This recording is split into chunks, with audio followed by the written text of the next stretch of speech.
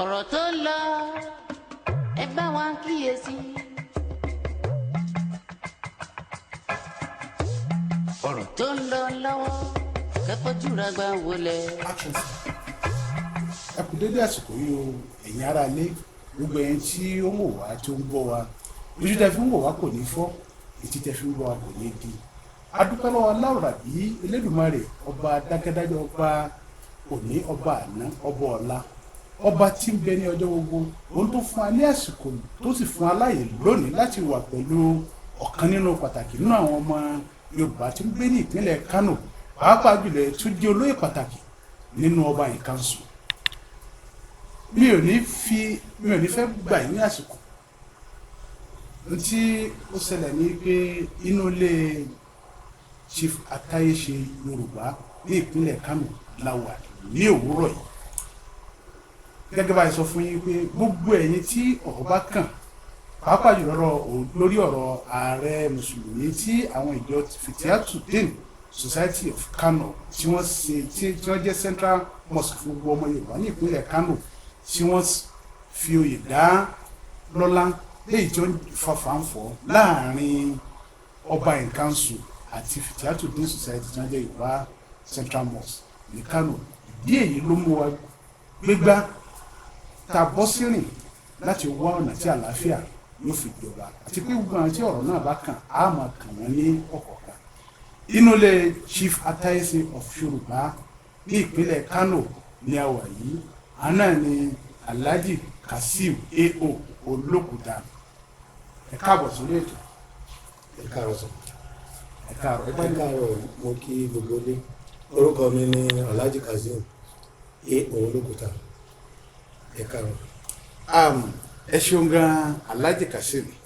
ẹ kú gbà lálejò wa. ẹ jọ̀wọ́ mo fẹ́ kẹ́ bá ní sọ fún àwọn tó ń gbọ́ wa tó ń rí wa lórí móhùnmáwòrán irú ipò lẹ wà ní ìpínlẹ̀ Kano láàrin ọmọ Yorùbá. ọpẹ́ ni fún Ọlọ́run pẹ̀lú ìrànlọ́wọ́ Ọlọ́run pẹ̀lú ìfọwọ́sowọ́pọ̀ ọmọ Yorùbá èmi ni olóyè Atáyéṣe fún gbogbo Yorùbá ní Kano. adúpẹ́ fún Elédùmarè. ẹ jọ̀ọ́ ó ti tó àsìkò tí ẹ ti jẹ oyè Atáyéṣe fún àwọn ọmọ Yorùbá ní ìpínlẹ̀ Kano. ó ti jọ ọdún kan báyìí. ó ti ju ọdún kan báyìí. ẹ jọ̀wọ́ ǹjẹ́ lẹ lè sọ fún wa ǹjẹ́ ní ẹ ní àtakò láàrin àwọn ọmọ Yorùbá ẹ rí àtakò kankan láàrin àwọn ọmọ Yorùbá nígbà tí a fi ń jẹ oyè. kò sí àtakò ọ̀nà tí ó bá sí àtakò ni pé mo rò pé ìfẹ́ ló mátà ní àsìkò tàwa ìfẹ́ ló ṣe kókó so ibi tí ìfẹ́ bá dẹ̀ ti wà gbogbo nǹkan tá a bá ṣe fúnra wa á gbà fúnra wa so mo rò pé ìfẹ́ tí ọmọ Yorùbá ní àti lọ́síwájú tí wọ́n dẹ̀ wò pé ẹ kàn fáwọn ọ̀dọ́ ní chance láti ṣe ló jẹ́ kí gbogbo èèyàn support mi nígbà yẹn pé mo tọ́ lẹ́nu tó yẹ kó ṣàtàyèsí. àdúpẹ́ fún ìdáhùn bákan náà gẹ́gẹ́ bí oyè ààrẹ mùsùlùmí Yorùbá ti ìpínlẹ̀ Kano ìyàwó ní ìfinijoyè yìí ló kọ sí yín àti wípé kí ni ó fà á tí ọba Ìkànsù ẹ̀yin gẹ́gẹ́ bí olóyè ọba Ìkànsù kí ló fà á tí ẹ fi tako oyè ààrẹ mùsùlùmí. ọpẹ́ ni fún Ọlọ́run ṣe rí ilé ayé yìí tá a bá sọ òótọ́ á kú tá a bá sọ òótọ́ á kú and mo máa ń sọ nǹkan kan fún gbogbo everybody ọmọ Yorùbá ni or anybody tó bá ní àǹfààní láti gbọ́ ọ̀nà àbí láti bá mi ṣe pé gbogbo ń ta ní láyé yìí ìgbà tí gbà ń wà la ní gbogbo nǹkan ta ní eléyìí ilé tèmi kọ́ ìtèmi gbé yìí tó bá tó gbà kan èmi bá gbà mọ́ bàbá tó bí mi lọ́mọ kọ́lé bàbá tó bí ẹnì kọ̀ọ̀kan wá kọ́lé ṣùgbọ́n gbà tó àdàgbà àwọn léyìn ò bá gbà mọ́ ìwà tá a bá wù sílẹ̀ òun ni ó máa sọ̀rọ̀ fún wa tá a bá sí mọ́ torí gbogbo nǹkan tá a bá fi sílẹ̀ nílé ayé á padà tán tí ò bá tán kò ní bá gbà mọ́ àwọn ọmọ wọn ò nílò mi inú ẹlọ́nkẹ́ mọ̀ mi wà ní nǹkan tẹ́mi wà mo fẹ́ kán jù mí lọ so ìwà tá a bá wù sílẹ̀ òun ni àwọn ọmọ wa máa bá òun náà dẹ̀ máa jẹ torí táwọn òbí tí wá ṣe làwọn jẹ lórí ọ̀rọ̀ ààrẹ mo fẹ́ correct nǹkan kan ṣe rí ó máa ń dùn mí tí mo bá gbọ́ tán bá ní ọba in council and mo rò pé ó ti tó àsìkò tó yẹ pé kí each and every one either member of ọba in council or bẹ́ẹ̀ nìkan bá ṣe wà sọ́ba in council kó kálukú jáde kó clear rẹ̀ as far as I'm concerned I chief olóyè Atayeṣe I'm not an ordinary olóyè I chief ni mí mo jẹ́ nìkan tó yẹ pé mi ò ṣe báyìí báyìí mo wà ní track a ní leader mẹ́ta ní Kano yìí ní to my own personal opinion tí mo dẹ̀ wò pé gbogbo ẹni tó bá mí wẹ̀ fún Yorùbá ní Kano ẹ̀ kó ní the same view pẹ̀lú mi unity la fẹ́ if tí wọ́n bá lè nominate me as Atayeṣe of Yorùbá tí wọ́n dẹ̀ accept me who am I ká ní mí èèyàn mélòó ló mọ̀ mí tí wọ́n bá mọ̀ mí mo rò pé same thing ó yẹ kó lọ fún anybody tí wọ́n bá feel pé ó tọ́ láti especially tí ẹni yẹn bá capable tí wọ́n rí pé ó tọ́ fún nǹkan tí wọ́n fẹ́ fi jẹ èmi o mo mọ̀ pé a ní leader mẹ́ta tẹ́nibọ̀dì bá ń sọ yìí pé bóyá ẹnìkan gbàfẹ́ nìkan ẹnìkan èmi wò pé in done deal mo tọ́lọ̀ ti ṣe ni mo ní leader mẹ́ta ní Kano mo ní Aṣíwájú Muritala Alimi ti ṣe ṣe àrólé ọba Yorùbá under the leadership of bàbá wa Sàlíù Olówó mo ní Alhaji Faisu Alao Lateef Faisu president Yorùbá mo dẹ̀ ní Alhaji Monsur Láfẹ́nwá ààrẹ mùsùlùmí gbogbo Yorùbá Kano èmi Atayeṣe mo sọ bẹ́ẹ̀ pé ààrẹ mùsùlùmí gbogbo Yorùbá ní Kano àná mo fẹ́ kí gbogbo ọmọ Yorùbá kí wọ́n ní kí là ń jà fún gbogbo wa ìgbà tá à ń bọ̀ wá sí Kano kò sẹ́ni tó wá bí wọ́n fẹ́ wá joyè gbogbo wa wá fún pé a fẹ́ wá sórí rẹ̀ ni so tí anybody bá wò ẹni òye ní Kano kò ń sòye ìdílé ẹni kankan tí anybody bá wò ní Kano or any group tán bá wò gbogbo ala accept kí wọ́n ti ń pè accept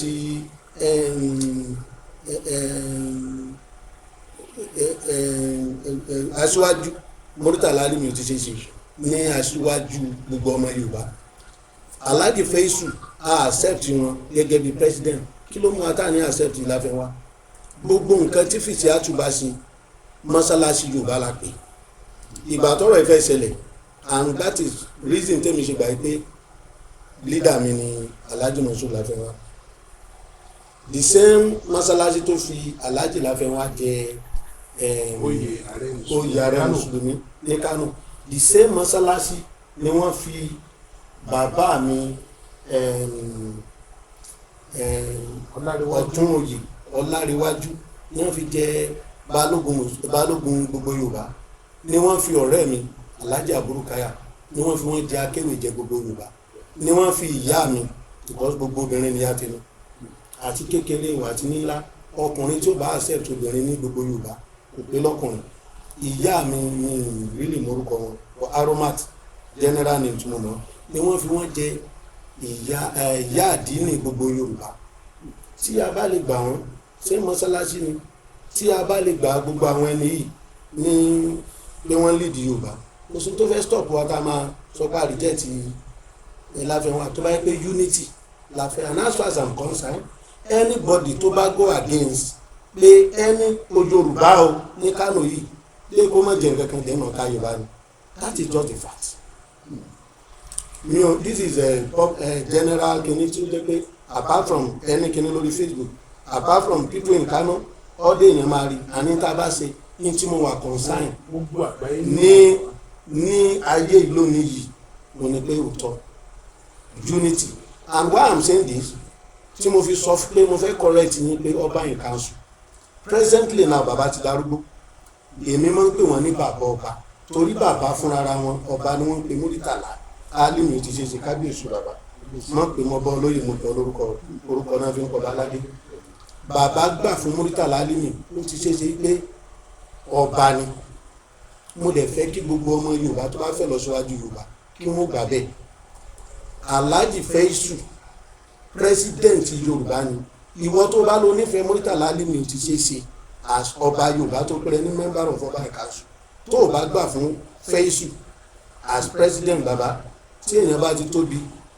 orúkọ ẹ̀ máa ń kéré ní Ọlọ́run orúkọ là ń pè mi ò rí fún o bàbá ṣe rí Alhaji Faisu èèyàn tó ní sùúrù ni mo dẹ̀ gbà fún wọn púpọ̀ èmi ò tẹ́nìkan bá ń bi mí pé member ọba council ni báwo ló ṣe máa nífẹ̀ẹ́ máa tó máa nífẹ̀ẹ́ fẹ́sù tó ló nífẹ̀ẹ́ láfẹ́wá mi kì í nífẹ̀ẹ́ yẹn 99.9. If I'm loyal to you, I'm loyal to you 100%. I'm loyal to Aṣíwájú Murtala Alimi ti ṣe 100%. Alhaji Lateef Fẹ́sù 100%. Alhaji Mansur láfẹ́wá 100%. And any Yorùbá tó bá fẹ́ lọ síwájú Yorùbá because nǹkan need in say unity and lost so many things torí pé a pínra wa. Alhamdulillah mo ní àǹfààní láti wà nínú team ta lọ visit gómìnà wa Ganduje, gbogbo wa la kóra wa lọ àti president. Ọ̀rọ̀ ààrẹ ò tí ì ṣẹlẹ̀ ńgbà yẹn. Ìgbà tá a débẹ̀ Ganduje sọ fún gbogbo ọmọ Yorùbá tó bá máa wà fẹ́ gbogbo tó bá wà ń bẹ̀ wọ́n á jẹ́rìí sọ̀rọ̀ tí mo sọ yìí pé inú òun dùn for the first time nílé ayé òun rí Yorùbá ní àjọṣepọ̀ ní ìṣọ̀kan pé àwa Yorùbá a ní similar culture pẹ̀lú àwọn. Ẹlẹ́ẹ̀kejì ni pé ajé àná òun pé tá a bá lè fi ìmọ̀ ṣọ̀kan àwa ló yẹ ká wà lókè lẹ́yìn Haúsá nílẹ̀ yìí but kí là ń ṣe ń sìn à ń pínra wa ni. Kò sí bí èèyàn ṣe máa wà ẹ má bínú kọ́rọ̀ mi kọ́ ọ because àwọn nǹkan kan wà tí èèyàn gbọ́dọ̀ clear. Ṣé rí ní òní tí ẹnìkan bá ń go against ẹgbẹ́ nìkan gbọ́dọ̀ jẹ́ nǹkan kan mo sọ gẹ́gẹ́ bí atáyéṣe gbogbo Yorùbá not an ordinary olóyè tán bá pèèyàn ní atáyéṣe kàtígórì èèyàn mẹ́rin ló máa ń jẹ atáyéṣe. Báyà kẹjẹ babaláwo tó bá mọ Ògùn dáadáa tí ń ṣèké tí bá dá lójú òun jẹ atáyéṣe. Àáfà tó bá mọ kí ó tó mọ Kùránì tó súnmọ́ Ọlọ́run òun jẹ atáyéṣe. Wòlíì tó bá tó òun jẹ atáyéṣe. Èmi ò wá belong sí kàtígórì kankan ní mẹ́tẹ̀ẹ̀ta. Kàtígórì ẹlẹ́ẹ̀kẹrin lèmi belong sí oúnjẹ ní mo sì gbọ́dọ̀ wà fíẹ̀ láàrin gbogbo èèyàn. Kàtígórì tí mo belong sí ẹni ẹlẹ́ẹ̀kẹta one mo gbà fún àfà because ọmọ Yorùbá ni mí. Mo gbà fún wòlíì ọmọ Yorùbá mo dẹ̀ gbà pé ìṣẹ̀ṣe ó ń bẹ tọrọ ọmọ Yorùbá ni mí. Ẹ̀tàn ni kọ́ ọmọ Yorùbá torí pé òun wà ní Kánò ó sọ culture àbí identity ẹni. So tí ẹlẹ́ẹ̀kẹta yẹn tó bá gbà á wá gbà yìí pé gbogbo obìnrin ìyá òun tí àwọn mẹ́rẹ̀ẹ̀rin yìí tí àwọn obìnrin support ẹ̀ tí ìgbàgbọ́ support ẹ̀ tí mọ̀lẹ́ support ẹ̀ tó níṣẹ̀ṣe support ẹ̀ ó lè jẹ atáyéṣe irú atáyéṣe yẹn lè mí jẹ. So tí mo bá ti wá jẹ́ mo gbọ́dọ̀ wà fair pẹ̀lú everybody. Mo gbọ́dọ̀ ṣe òótọ́ mo gbọ́dọ̀ ṣe nǹkan tó máa dá mi ò gbọ́dọ̀ sí ní pé mo ń tò lẹ́yìn rọ́ àbí mo ń tò lẹ́yìn kankan. So ẹ jẹ́ ká dábẹ̀ ẹ̀ lómi báyìí. Ní ti ààrẹ mùsùlùmí ẹ mọ̀ lo èdè Urban Council mọ́ lẹ́ni ìgbẹ̀jọba because I'm a member of Urban Council and the leader of Urban Council Aṣíwájú Murtala Alimi ò ti ṣe peace ni wọ́n preach and that is why mo ṣe tẹ̀lé wọn. Ọjọ́ tí mo bá gbọ́ lẹ́nu wọn wípé àwọn ò ṣe ti àwọn ò support Láfẹ́nwá gẹ́gẹ́ bí ààrẹ wàláhì tàláì máa resign position as ààrẹ and as atáyéṣe gbogbo Yorùbá. Alhaji Kazeem AO Olókùta Chief Atáyéṣe of Yorùbá ní ìpínlẹ̀ Kánò. Gẹ́gẹ́ bí atáyéṣe torí pé oyè tó tóbi tó sì lágbára kàǹkà ní atáyéṣe àwọn ìgbésẹ̀ wo lẹ ti ń gbé lórí bí àlàáfíà ó ṣe jọba láàrin Urban Council àti Fitiatu Day Society tó jẹ́ Yorùbá Central Mosque nípínlẹ̀ Kánò àti pé mo fẹ́ fi yé yín pé n tí àwọn èèyàn ń gbọ́ nílé àti tí wọ́n ń mọ̀ ó ní wípé àwọn Urban Council ni wọn ò fẹ́ kí wọ́n fún Alhaji Mansur Láfẹ́nwá ní oyè ààrẹ mùsùlùmí ìpínlẹ̀ Kánò léè tí wọ́n tún fi ń yé wa tá a sì ń gbọ́ wípé wọ́n ní Alhaji Mansur ṣe àwọn personally ǹjẹ́ ní tábàtì ẹ̀ wá sẹ́rẹ́ ní sọ́kọ̀ ẹ̀ka dárí jìnnà ẹni bí. ṣẹ́rí tán bá ní Urban Council ó ń ṣe spirit ló ń jẹ́ Urban Council ìgbìmọ̀ olóyè náà ló ń jẹ́ Urban Council àtẹni tó jẹ́ leader gẹ́gẹ́ bí mo ṣe sọ síwájú ẹni tó jẹ́ olórí ìgbà tọ́rọ̀ ìṣẹ̀lẹ̀ torí èmi òun tí n bá fẹ́ ṣe nǹkan fún yín sìn mi ò ní pè yín kí n ṣe máa ṣe lójú mo pé Alhaji Mansur Láfẹ́nwá mi ò wọ́n send invitation fún mi mo máa pè wọ́n mo ní mo fẹ́ kàn ṣe nǹkan 2 sí 3 nínú ọ̀rọ̀ yìí mo ní 1 oyè ààrẹ mùsùlùmí kò sóyè kékeré kí wọ́n pe àwọn fìtíátù tó ń fẹ́ fún wọn joyè pé kí wọ́n lọ inform gbogbo ìjọ Yorùbá tó bá ń kírun jímọ̀ mo gbọ́dọ̀ carry wọn along because ààrẹ mùsùlùmí Yorùbá náà fẹ́ jẹ. èkejì mo believe pé prestige committee of friends làwọn àti aṣíwájú àrólé ọba Yorùbá ní Kánò Murtala Alimi ọ̀rẹ́ jọ ní wọ́n jọ wà nínú prestige committee of friends pé kán pè wọ́n tán bá pè wọ́n kí wọ́n wá jọ lọ sí ọ̀dọ̀ bàbá Sàlíù Olówó kábíyèsí bàbá torí àwọn ló kù ní bàbá Yorùbá ní Kánò lónìí kí wọ́n lọ bá bàbá pé bàbá ẹ bless nǹkan tí a fẹ́ ṣe lélẹ́yìí o ẹ bá bless ẹ. àwọn ọdẹ wo pé sẹ́rí tá a bá ń sọ mo pé Alhaji Monsuru gbà yẹn mo dẹ̀ believe pé wọ́n ṣe if there is anything tó ń bá ṣe ń gbà yẹn bóyá káyìn toró ti súnmọ́ kó tó di pé mi mọ̀ but tí nǹkan kan bá ti ń ṣẹlẹ̀ ẹ jẹ́ ká wà sincere pẹ̀lú ara wa ṣe rọrọ̀ yìí please là ń fẹ́ àbí láti save time kò kún ẹnì kankan if truly leader mẹ́ta lání ní Kánò tèmi mọ̀ tí mo lè gbà tí mo lè fẹ́ gbogbo ẹni tó bá fẹ́ràn Yorùbá kó gbà èmi ń challenge àwọn leader mẹ́tẹ̀ẹ̀ta now and I'll call them mo ń bá gbogbo wọn sí the only thing tí mi ní ṣe ni pé mi ò ní ṣe àbùsí ẹni kankan tí mo bá parí sìn máa pe àwọn mẹ́tẹ̀ẹ̀ta Ọlọ́run ló lò wọ́n Murtala Alimi ò ti ṣe sí kábíyèsí bàbá wọn ti ní owó wọn lọ́lá wọn ṣe pé ó ló ń gbà mí nǹkan tó ń ṣe yìí táìmù wọn pẹ̀lú owó wọn ni wọ́n ná Alhaji Faisu wọ́n ti ní owó wọ́n ti ní ọlá kan tó ṣe nǹkan tó ń ṣe wọn à gbowó táìmù àtowó wọn ni wọ́n ná same pẹ̀lú ààrẹ mùsùlùmí tó ń ṣẹ̀jẹ̀ yìí wọ́n lówó wọn lọ́lá wọ́n fẹ́ ran Yorùbá lọ́wọ́ gbogbo mẹ́tẹ̀ẹ̀ta yìí nínú ọlá tí Ọlọ́run ṣe fún wọn ni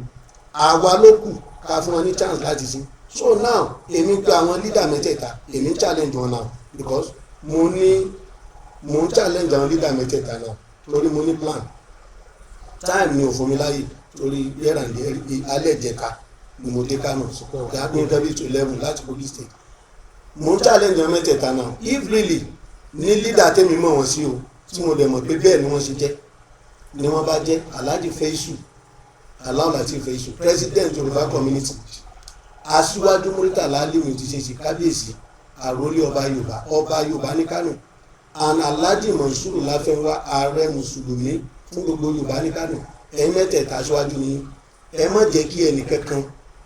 tó bá wà lábẹ́ yín àbí tó wà pẹ̀lú yín just for their own selfish interest kí wọ́n mislead yín ní tí mo fẹ́ kẹ́ rí ni pé gbogbo ipò láyé Ọlọ́run ló yàn yẹn sí tá a bá ṣe dáadáa ayé aṣọ tá a ṣe dáadáa ayé aṣọ mo lè jẹ́rìí Yorùbá wọ́n á káwọ́ wọ́n á wò tó bá di ọ̀la ìtàn sọ nípa oníkálukú so mo fẹ́ kí ẹ̀yin mẹ́tẹ̀ẹ̀ta tó bá jẹ́ pé ní ìṣọ̀kan Yorùbá àti ìfẹ́ Yorùbá pẹ̀lú bí mo ṣe ń bá gbogbo yín ṣe tẹ̀lé ń sọ fún mi lẹ bá wà ọ̀rọ̀ yìí ò ní bí ẹ̀ ń pẹ́ nìkankan kò ní pẹ́ nìkan bẹ́ẹ̀ nìkankan jà ẹ pera yín gẹ́gẹ́ bí àgbà mẹ́ta àrùn mẹ́ta tí ò gbọ́dọ̀ dọ̀bẹ̀ ni ẹ pera yín ẹni tó bá kọ́kọ́ pera yín nu yín òun lọ́lọ́ máa bless jù torí àdéhùn Ọlọ́run ni ẹni tó bá kọ́kọ́ ṣe bí àjọṣepọ̀ peace bó ṣe máa ṣe reward ńlá ń bẹ ní ọ̀dọ̀ wọn Ọlọ́run tó máa fún un àwọn mẹ́tẹ̀ẹ̀ta ni mo expect now kí wọ́n pera wọn sódà tí wọ́n á dójú ti alábòsí Murtala Alimi ti ṣe ṣòwò sá alábòsí o mo dá mọ̀ dáadáa ìfẹ́ dẹ̀ ló ń fẹ́ Lateef Faisu kì í ṣe alábòsí mo dá mọ̀ dáadáa ìfẹ́ àti wa lọ́síwájú Yorùbá ló ń fẹ́ níwọ̀nba tí mo dẹ̀ mọ̀ pẹ̀lú Láfẹ́nwá náà Láfẹ́nwá kì í ṣe alábòsí àwa tí a bá ń tẹ̀lé wọn ká mọ̀ torí nǹkan tí a fẹ́ jẹ lónìí káàdì bá ọ̀la jẹ́ àwa ni àwọn ni kí wọ́n dìde now ní stage tí ọ̀rọ̀ Yorùbá dé because tí wọ́n bá dìde like I said earlier tí wọ́n bá dìde kí wọ́n wá solution sí nǹkan tó ń ṣẹlẹ̀ yìí àwa youth Yorùbá ní Kánò a lè continue mi nítorí pé mo jólóyè ara youth ni mí a reform Yorùbá community in Kano state tọ́lẹ̀ pé ààrẹ ń da gbogbo any position tó máa ń gbogbo àwọn ààrẹ ń dẹ̀ useless and that is my promise because we can't continue bí eléyìí a fẹ́ ìlọsíwájú à ń pè Yorùbá ni gbogbo gúrùpù yìí oníkálukú ní fọ́lọ́wà rẹ̀ Láfẹ́nwá ní fọ́lọ́wà rẹ̀ Lateef mi ò sọ̀rọ̀ nípa mẹ́mbà mo ń sọ̀rọ̀ nípa àwọn èèyàn ní gbòòrò tó níwà tó ká bí mo ṣe kéré mo láwọn tó ń tẹ̀lé mi tọ́ pé kò sí tẹ́ ẹ bá ṣe fún mi wọ́n á gbọ̀n dànù tá a bá sọ pé afẹ́ nìkan ọ̀tá là ń dálẹ̀ ọ̀tá yẹn ò lè tán so àwọn mẹ́tẹ̀ẹ̀ta nìkan ṣiṣẹ́ báyìí kí lè pọ̀ wá nínú Yorùbá. Alhaji Kazeem AO Olókùta Chief Atayeṣe tí gbogbo ọmọ Yorùbá ní ìpínlẹ̀ Kano a dúpẹ́ fún èsì tí ẹ fọ̀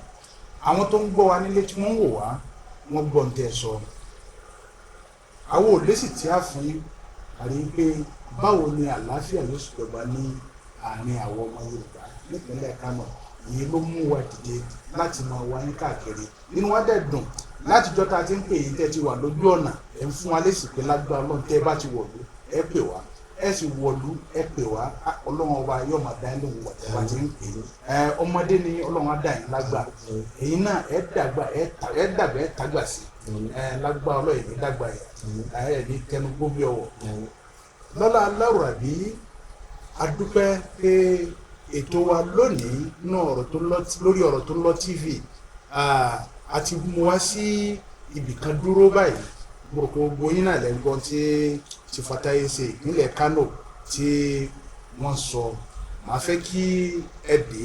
kí ẹ sì mú dání gẹ́gẹ́ bí ọmọ Yorùbá ìlọsíwájú ọmọ Yorùbá ló jẹ wá lógún ó lé kẹsìkẹ́ kó jẹ wá lógún ìlọsíwájú ọmọ Yorùbá ó ṣe pàtàkì fún wa ó pọ̀ jù mo sọ fún yín lórí YouTube Facebook àti Instagram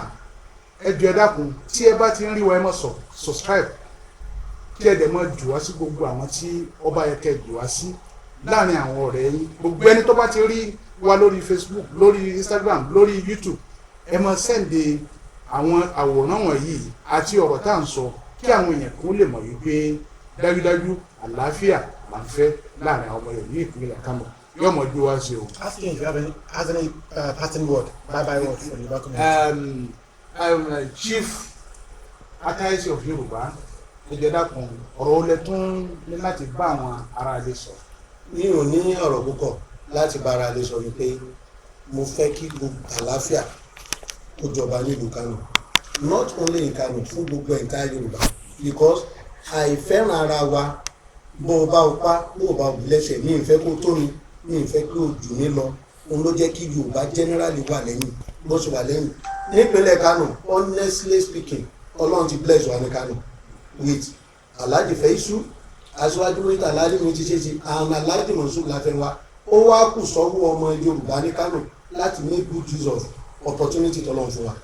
mo rọ gbogbo Yorùbá kí wọ́n ní the same view kàn má rí pé torí pé Murtala jẹ́ tèmi Murtala ni mo ṣe Feisu jẹ́ tèmi Feisu ni mo ṣe Láfẹ́nwá jẹ́ tèmi Láfẹ́nwá ni mo ṣe kí wọ́n rí àwọn mẹ́tẹ̀ẹ̀ta ní leader wọn kí wọ́n dé accept wọn kí ìlọsíwájú àti ìdàgbàsókè ó lè bá jọba ní àárín ọmọ Yorùbá nílùú Kano ẹ ṣé. adúpẹ́ ní ọwọ́ yín ìwé mọ́ sọ wípé ìbùkún ní fún ọmọ ọ̀dọ́ náà tó fi ọgbọ́n sí Olúwa wà pẹ̀lú yín báyìí orúkọ mi ò padà Abdulsamit Amiyu ni mò ń jẹ́ títí làbùkà tó máa pàdé ẹ̀yin náà máa bá àwa lẹ́ẹ̀mọ́ rí Ọlọ́run ní gbójú lọ́wọ́ yín kò ní gbé tẹ́ fi ń gbọ́rọ̀ sí wa ó dìgbà.